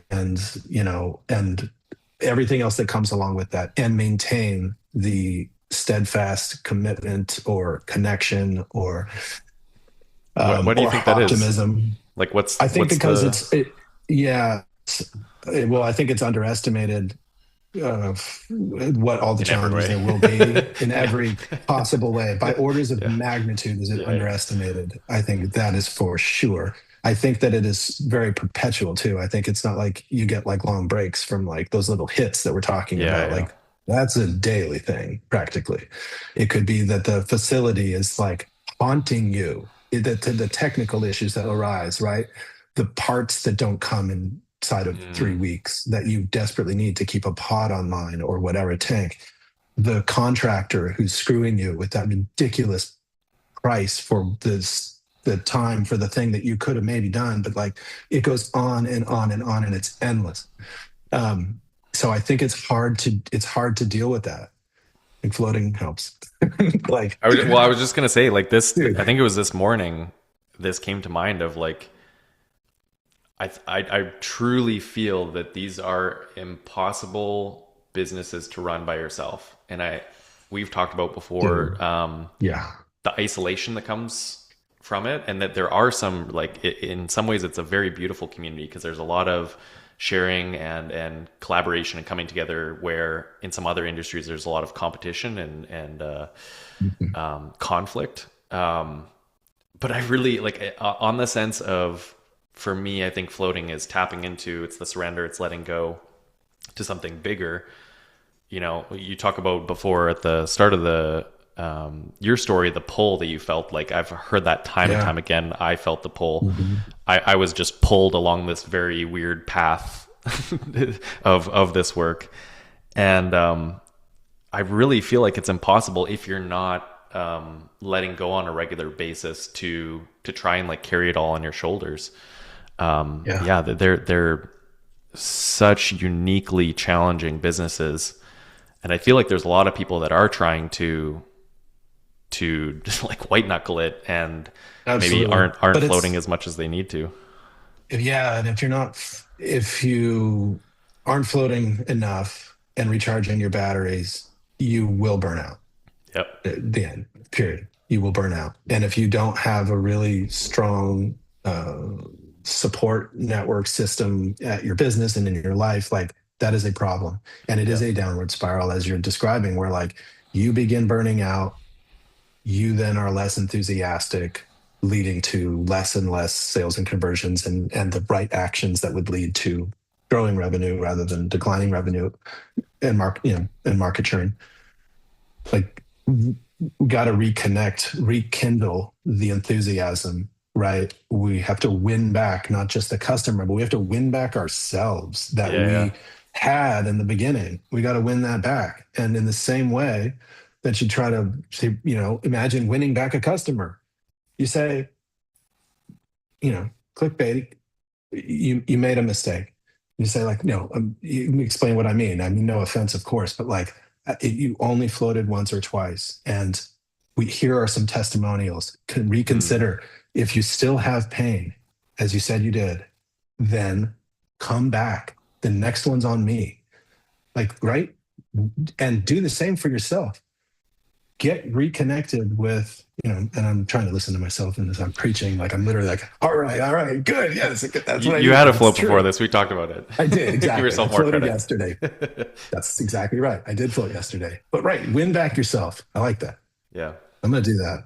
I I, am I, doing fe- that. I felt, As I'm saying that, I want to go on record and say I am not bullshitting. Like I've been doing that. That's literally what I've yes. been on about. I've been reconnecting with like the start of this thing, and I'm reinvesting in it. I'm like, no, Float Station version 2. We're reinvesting in it. Energy, time, passion, like re catching fire again because of the strong conviction and belief and experience. It's not like theoretically it's great. It is great. We have the experience, we know it. So now it's like, okay, let's just inject the original enthusiasm and passion Mm. for it and do it better on every level. Like, and don't be afraid to do everything differently. Perhaps not everything, but like, don't take off the table doing any particular thing differently. Like we have our first float orientations that I've like, as a result, I think of literally last night's float. There we I go. was thinking about the the script the script, which has been unchanged this whole time and is okay, can be massively better. And I thought, oh my God, how the hell have I not thought of that? Like, just like for instance, starting because like there's nerves and anxiety coming into a first float. Your head is swimming with like the Yep. 50 different things you're going to be told, and you're looking at the pod like while you're getting the staff member talking to you about what this is, how to do it, what not to forget, how to remember. Like, and I've thought about this the wrong way. How do we help calm them down, not just with our own demeanor, but like providing the 1, 2, 3 right away. So like there's just 3 simple things, and like then get to dive a little deeper into each one of those Yep. things, and then just like maybe repeat those 3 things. So like they've got it. The most important things. Anyway, so just like rethinking it, and I'm like, wow, I'm actually even rethinking that. And so I'm just trying to take like a good look at everything, but it's because I've recaptured some energy, Yeah. Yeah. and then right, it's like if where you're at is not where you would hope to be or hope to go, the difference for sure cannot be made up if you don't increase your energy because we're always in some state of equilibrium, right? Oh, we're not like necessarily just choosing to be lazy. I'm not saying that of anyone. I'm just saying, like, hypothetically, let's say if you're feeling like in a general state of laziness, or you're just like lying around, well, it's literally probably because you just don't have a whole lot of extra energy. If you did have at that moment, you'd be running around and doing other things. And some days, that's the way. So, like, be focused on, like, how to increase the energy that you need to then meet to make up the difference. It's like, okay, like, Yep. so that you can be inclined to, like, take those actions that are aligned to get you moving in that way. So I think, as I said, you know, about, memberships and whatnot, that put over here. The other thing I think personally is, like, focus on energy first, not strategy, other than, like, how to get more energy, which is very straightforward, right? It's like, go to bed consistently, stop watching Netflix from 11 p.m. to 2 a.m., stop eating crap, start hydrating, doing healthy things, and waking up at a good hour. Uh, Being active, going for walks, not nervous system exhausting workouts to get a bunch of, like, bulk. So that's fine. But, like, do gentle things to start to slowly get more energy, not get into an exhaustion cycle, but to get, like, fit real fast and see the energy start to creep up. And then it'll be easier to make good decisions, and you'll start to be focused on the right things. And if your intention and goals are aligned and are directionally correct, like, good things will start happening immediately. And the feedback, and more faster than you might expect, because of feedback loops. As, Mm-hmm. like, you start to have a little more energy, feels great, make better choices, better action, feedback good, get a boost, like, make another great decision, and all of a sudden you're in a feedback loop where, like, 10 great things happened this week, Yeah. or this day, and, like, that's going to beget more great action. And then just try to figure out how not to fall off. And that's probably just connection with people. My tendency is toward isolation. So, like, when I fall off and my whole life falls apart, which it does from time to time, it's because I isolate, because I don't stay connected either to our customers, to our staff, to my friends. I isolate. And then my energy drops. I start to not live well, and it leads to bad decisions or continuation of bad habits. So now I'm rambling, but, like, optimizing for energy will lead to you getting the gumption, or the whatever, kindling the passion to move in the directions you want to go. Until then, it's not because you have the wrong strategy. It's not because the market. It's not because the Yep. floating's not amazing. No, that's not it. You That's just not it. gotta get in the tank and remember what it is, Start and floating. Yeah, and that's float. like I don't have time, and there, that's like the other pervasive lie is like I don't have time, and it's like if you're saying that with your customers, but like there, it's the most, but we call it the reset button because it's like so potent. You get in there, and it's like you're a totally different. It's a huge shift from just an hour, even, right? Huge, huge. So, Absolutely. oh, I lost you.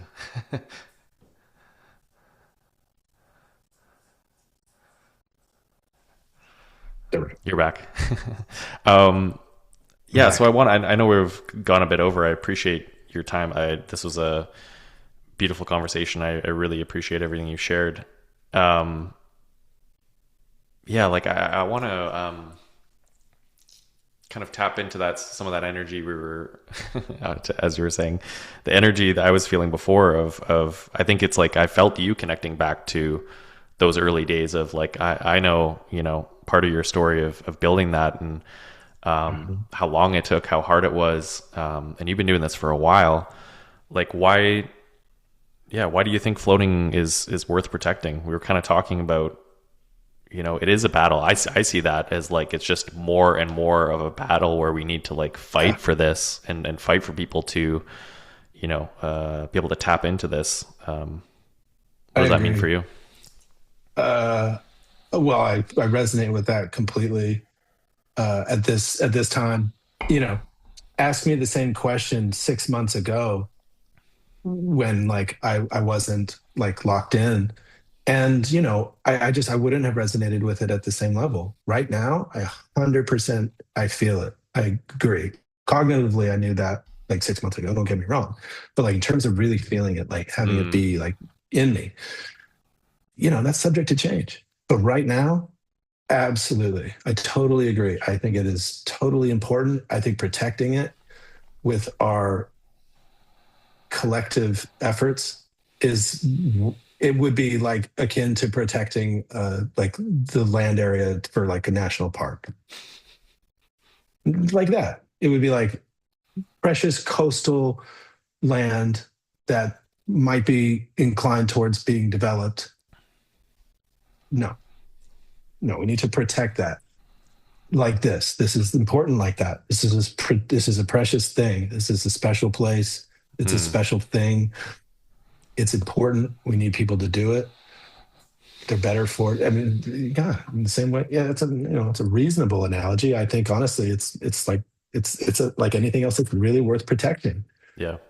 and this is. I'm And biting my tongue yeah, to not uh, say anything bad about nature. Like, but it's like it's to bring so like people talk about like the ocean, the Dead Sea. It's like kind of again condensing that in a different way and bringing it. A lot of these places are in the middle of a busy city where you're dealing with yeah, the ambulances and all that stuff. Like Float House, that was the first place where I really started my practice.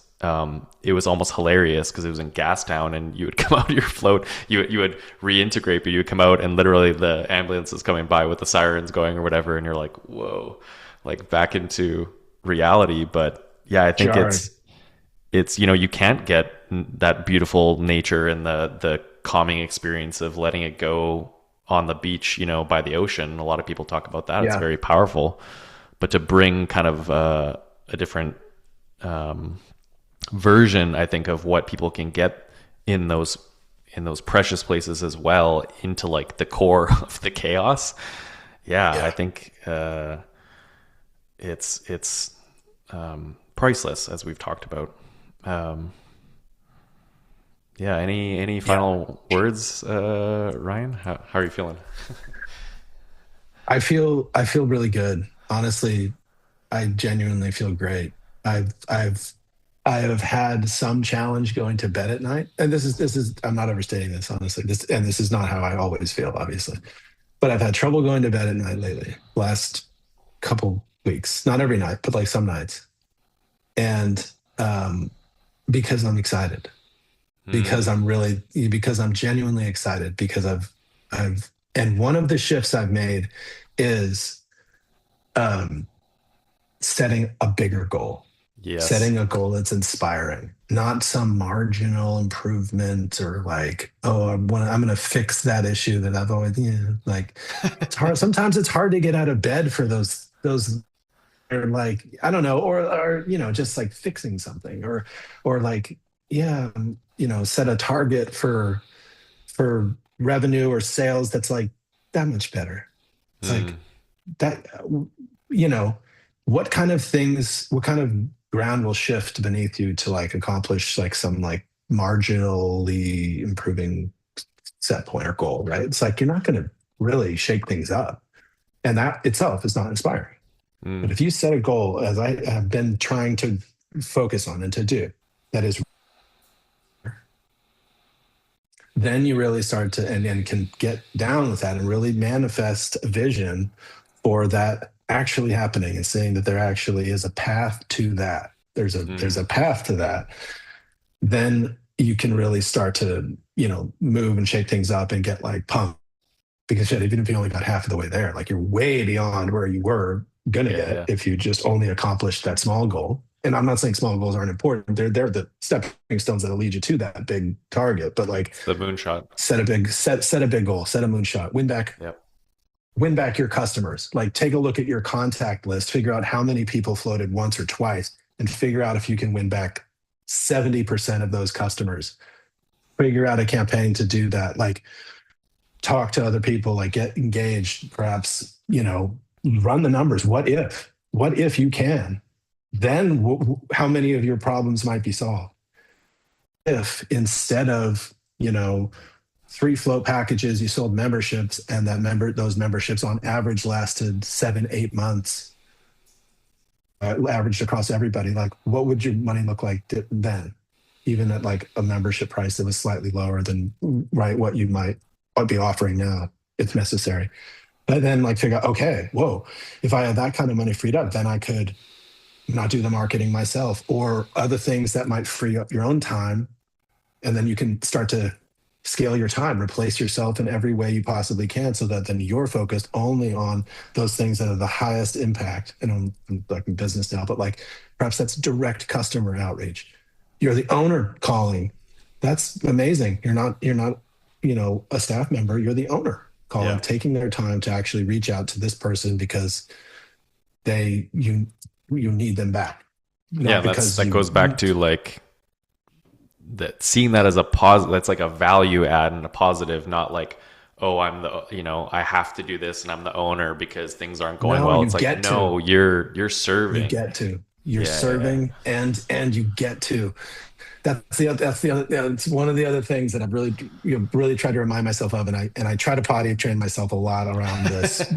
Really, gratitude and just not have to, but get to. Yeah. That's a very, very important distinction because there's a lot of shit that kind of like we have to do in the service of keeping this business running and like dealing with whatever. And it's like, you know, bro, like you get to do this. Like, think Go about there, go that. there. Yeah, we need the wake Dude, up you call. you get to do this. Yeah, yeah, Talk to myself this way at times, and I'm just like, honestly, like, wake up. You yeah. get to do this. This is incredible. What an opportunity this is. Oh my goodness, what a privilege. What a time we live in. What an opportunity. I mean, you think of all the other things that you might be doing, forced to do, maybe stuck doing, soul sucking stuff.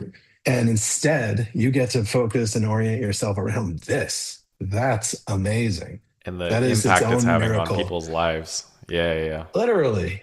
And Yeah. then kind of tattoo the testimonials of your very best customers on your body, or at least That's the on last your resort. brain, at least on your brain, like so that when you are confronting the fear of that like micro rejection or whatever, you're feeling this way and that way, no, you're trying to get that person to that place. And that is a service, as you're saying. You're doing a good deed. You're not, it's like, yeah. I think I Would have you? Yeah. I mean, I have money is the necessary, but it's almost like you do it for free if you could just have it succeed to the level that you'd want to see it, right? I feel like there's almost that. mm, If you could imagine it working at the level you'd really want it to in your heart, uh, you'd do it for free and you'd figure out another way to make the money rather than, right, like kind of yep. the struggling and the it's not taking off like wildfire. It's like, would you give up the money and have it just go and be like, fuck yeah, I knew it. Exactly. It is that good. I told you, yes.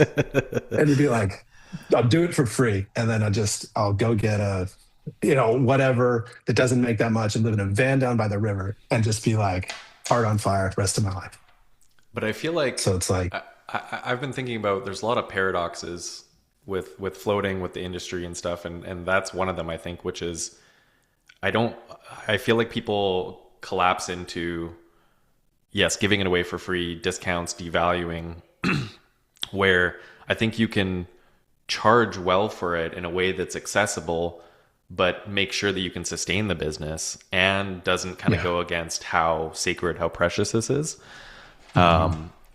And but I think it's like being in the energy of that, but having the right strategy, the right structure, the right pricing to make sure that that doesn't come at the cost of like sacrificing Yeah. your life, the business, all of these things. I I love it's gonna be stuck in my head. The visual of I was just thinking of like those people that are like tattooed in every inch or whatever, and it's just like all the Just customer testimonials. testimonials. Yeah, the the way that you can do Just that. This is the That's a I'm strong sales pitch. It's like, you think this isn't real? You think I don't believe in this? It's like, shirt off. Just be like, I'm real. Like, you're scary. You're creepy. No, I wouldn't recommend no, don't do doing that. that realistically, but I think the Put it way on the to walls. You can metaphorically, put yeah, it. I mean, you did that. Yeah. Um, I think like symbolically, energetically, you can do that by just being really in your practice Yeah. I think that's how it comes off, is like you guide them, you educate them, you're selling them a bit, but like the post float glow, right? That we've talked about, the vibe that you carry will be like you have all of the testimonials, and you don't have to convince them; they just kind of see it.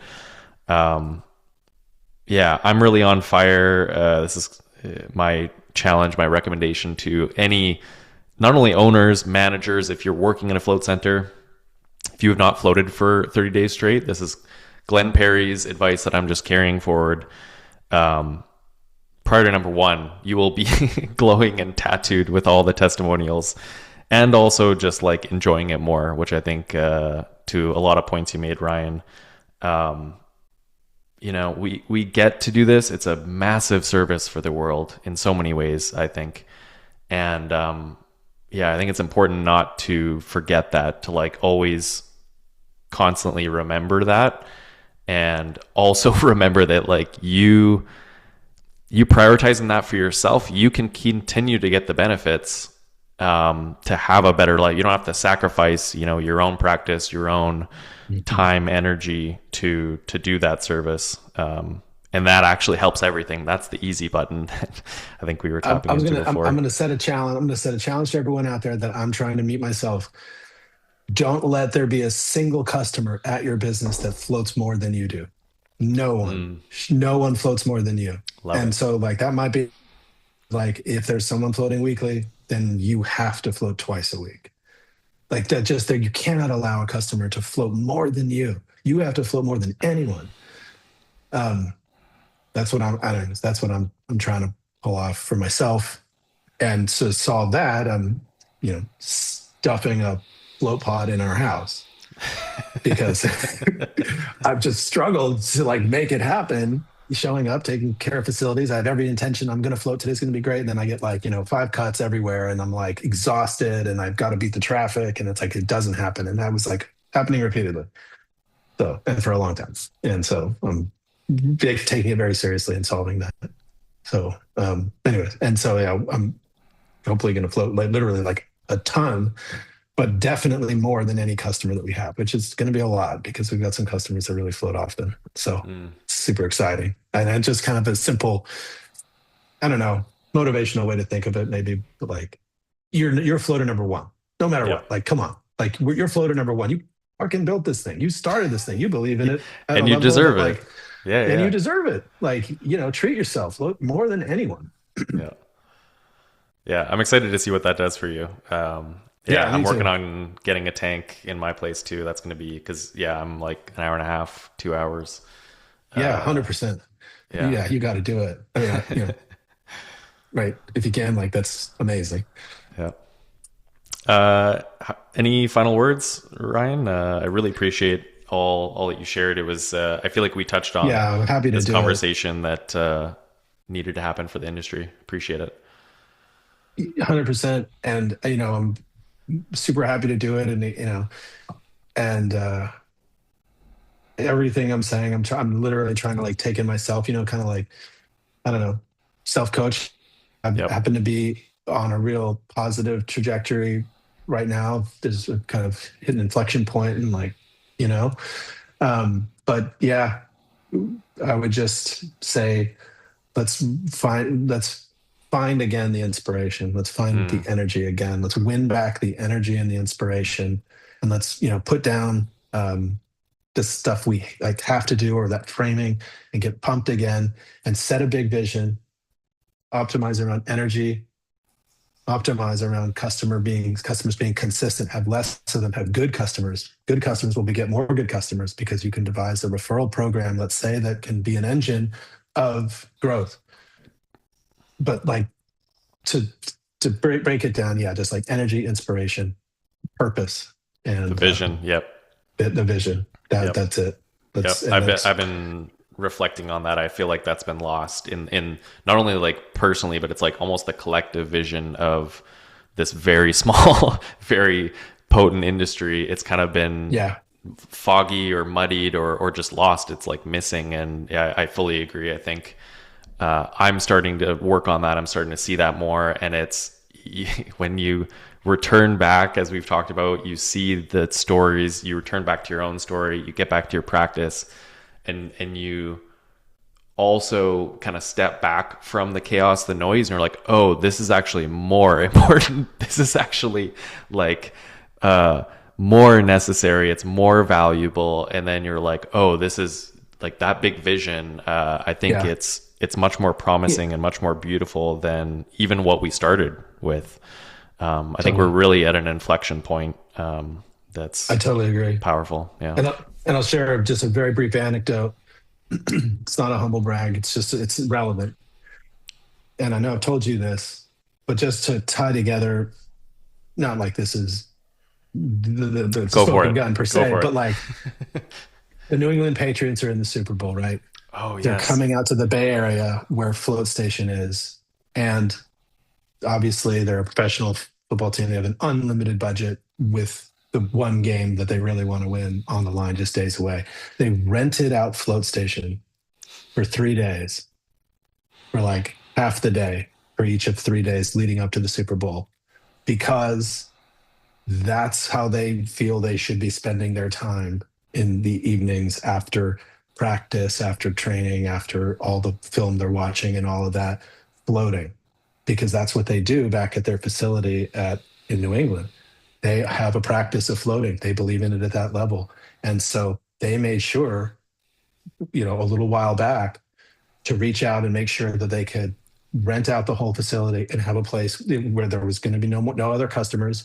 They could be completely connecting with the goal, the vision, reduce their stress, recover, do the thing that they've been doing, make sure that they continue their practice right up until game day, the biggest game of their lives.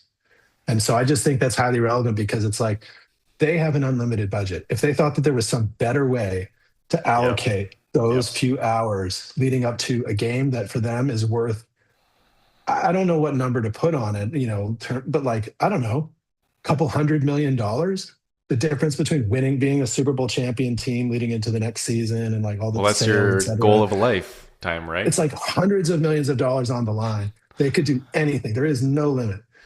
And they choose to spend these few hours floating, Mm. making that available to all their guys. And that's what they do at home. So, you know, that's kind of amazing. Congrats again, Um, by the way. Yeah, it's very cool. Thank you, thank you. It's super effing cool. And the coolest thing about it is like, damn, they could do anything, and they're floating. Hell yeah, And they're that's protecting it super. and they're proactive. Like think of we all Absolutely, need to approach it that way. Yeah. Not definitely, just football teams. they're taking it seriously. So it's Yeah. like it's super cool, because the kid in me is like, oh shit, like that's awesome. But like, but the professional and the founder of this business and being the one being on this journey is like really re-inspired, like, oh damn, Mm. that's a big deal, that's a Yep. really big deal. And like, yeah, it is amazing, it's important, and like, man. And so it's just, it's cool. And so, and that's the same, it's, happens to be lucky that like we're really close to where the Super Bowl is being held, and like we're like the only place that they would realistically be able to like rent out and like have it work. So that's why. But this is the same with any float center. It's the same Mm. thing. Like it's the Hmm. floating. It's not float station per se. It's floating. That's what they Yeah. needed. So they're not, so I don't know. I just wanted to share that with No, everyone thank out you there again. who's Yeah. floating. And it's like, yo, that's the deal. And if they happen to have been floating right, or Super Bowl was right down the street from your place, they would have done the same. They would have made sure that they could have gotten their floats in, and it Mm. would have been, that's so it's, I don't know. I just thought I wanted to share it, and it's super, super cool. And it's a win for all of us, I think, in the space to get that level of validation. You 100%. know? Yeah. And yeah, I think it's just really important of like contextualize that back to you with your business, to every single person. It's like, again, that's the dream of a lifetime for those players, for the coaches, everyone involved, is like whoever hasn't won that before. It's kind of like you think of the Olympians or whatever, and it's like you hit that, and then it's like, wow, like that's everything in some ways, right? Yep. But Yep. what is that for the person who, bring it back to the people with chronic pain, and they can't even imagine it, right? But Yeah. if you fight for it and you remember how necessary this is, you can help guide them, help support them to, yeah, achieve whether it's the Super Bowl or finally being pain free. Hmm. You know, finally reconnecting on a deeper level or having like a more calm relationship with, you know, your family. A mom who's struggling with managing the family, like, yeah, I think it's again holding both those very big, uh, like uh, sort of the professional football, like the big business, all those things that there's so much value there, and also the everyday, you know, things that are just as big. I think Totally. there's so much that this can do. Yeah, which makes it that potent transformational tool that we're all working towards. Yeah. And at the risk of like beating a dead horse, I'd say this horse can't die. Like we need to continue on with this. It's like we all need to get this. Uh, let's stop trying to fit floating to people, or like, see if it's a good fit. Mm, No, like, and like, oh, I'm not. If a customer comes out, and again, obviously, I'm going to overstate this or whatever, overplay this, but like, customer comes out and says, this is a customer who has pain or has trouble sleeping. Let's say, their pain point, and they say, yeah, I don't know if that's like for me, just or like, I don't know if that was like a great fit, or I don't know if I enjoyed this aspect of it or whatever. Say, who cares? Well, like, I mean, like, there's something that's there the where it's like, stance. Yeah, yeah. that doesn't matter.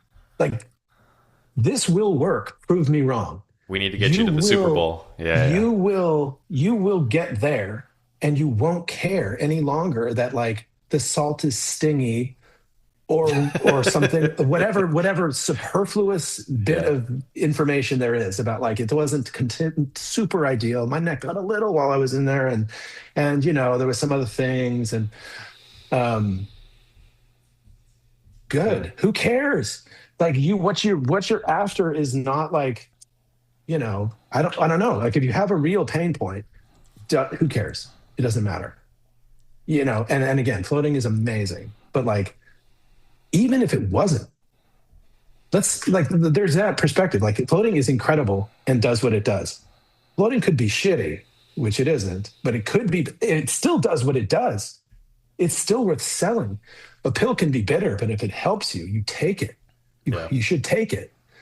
And in this case, it's hardly that. It's not, it's like, but it might not be perfect in the first time, or it might not be like, you might wish that that the Epsom salt water didn't taste like it does, so that you could drink it, or so you could, whatever that's imperfect about it is irrelevant to the relative to the goal that can be achieved by doing it a lot. So let's stop like, oh, trying to like pussyfoot around, like, fitting this thing, or having to like talk someone down from like, oh no, not sometimes can happen, but like, Mm, there has to be a lot. There has to be a lot of it. I know, but like, let's stay really laser focused on like, totally, that'll get better, but like, it really does this thing. So yeah. trust me on that, and definitely trust me on this. Yeah. Because while I can't guarantee that you won't get a little bit of salt water in your eye or in your mouth on every float, I can't promise that. I don't know. Maybe you're a splasher. I can't tell you you're not. But I can tell you that if you float 10 times in 10 days, like, or whatever, like, Yep. you're gonna get it. You're gonna Yep. really feel differently. That I can guarantee you. Prove me wrong. If you do that, I will give you your money back. If you are completely disappointed, if you're like, Mm, it is bullshit, I will give you your money back, because God knows I don't want you having spent money on this at that level, getting nothing, and then going out in the world and saying it's legit bullshit. yeah. Because, and then you can be confident in that. If you like, I don't know. I feel like we're circling back, but like, it's important is to state like the shift in attitude, the shift in energy, the reinvigoration of confidence and so forth. I think it's really important. And I think really trying to get into that is Well, I think embody that. I think it's As you were saying, I think it's like I was just thinking of like there's probably different ways you can frame it, but like what's your Super Bowl? Like framing Yeah, people and getting a sense of like what is the pain, what are they trying to get from it, right. and really framing it around. And again, not making claims or promises of when that's going to happen or anything, but like this could, in different ways, lead you to maybe it's moonshot, right? Lead you on Totally. that path. I think that's important too. Is yeah, not coming in with the like, oh, I'm going to relax a little bit type of yeah No. mentality. And the other framing I was thinking of the other day that I think would be a powerful analogy to use for certain people, for a certain subset of people, would be like if you relate it to, let's say, compound interest. Like, Mm, and you say, okay, I'm going to improve your level of stress, not 100%, because the world is, it's a lot, but like I will give you an absolute reduction of your stress level of 20%. That's not like overstating it. And like you definitely can hit that for sure, guaranteed. 20%. But that 20% compounds over time. So with a 20% reduction of your stress level, yep. you will make decisions, let's just say, that are 20% better. You will take an action 20% of the time you may have otherwise not even gone for, not have touched. Now compound that over time. And what do you have? Like you're rich by comparison. Like after a couple of years of a 20% compounded return, that's a lot. That turns into a big deal. That's like life Yeah. changing. And so if you really thought about it in that way, and then again, the numbers are bigger, but if you said, hey, let's be conservative, I'm not going to tell you that overnight it's going to do 100% of everything you'd want, but let's just say guaranteed it could do 20%. And you're trying to piece together a whole puzzle. You want 100%, I'll give you 20. And then you'll find 20 over here by hiking like once a week or whatever else. And another 20% by connecting with friends that you haven't talked with for years, right? And getting social again or whatever else. Piece it together. There's 100% to be found. We'll give you 20. And that's a compound return though. Like, come on. What you're talking about the money? You have 4 subscriptions currently running for services you are not using. You're paying for Peacock, Hulu, whatever else, dude. HBO Max, and you haven't watched it for weeks. Yeah. Cancel those, get on board with this. I'll deliver you 20% and you will not look back. I love this Or energy. I'll give you the money back and whatever, right? Like there's that. So I think that's a good framing too, because it sets an expectation that like, okay, right, we're going to try to get it 100%. How much of that pie will we be? It differs for different people. But if you do it, I can promise you 20%, and there's what that means. And it Mm, could be more. And for a lot of people, it is a lot more than that. yeah, yeah. No, So that's my experience is I talk about it kind of in terms of a baseline, like, my anxiety, my stress, like that was the 30 floats for me. The 15 float mark, it was like at least a 50% downshift of just like, woo, like slowing down. And I was like, whoa. yeah, And it just, and then that can become your normal baseline that then you shift down from. And it's, yeah, you can't, it's hard to put it into words and you can't put a price on it, but that,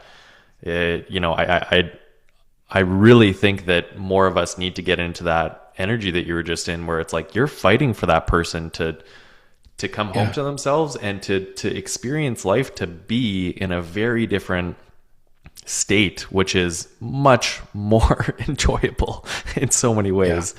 Um, yeah, I appreciate. I feel like we may have to do a part two, Ryan, because for sure. there's so much more that we Absolutely. could talk about. But yeah, I really Absolutely. appreciate your time today. Dude, I appreciate the opportunity. And I think yeah, I think that there's a huge opportunity in front of us collectively and individually.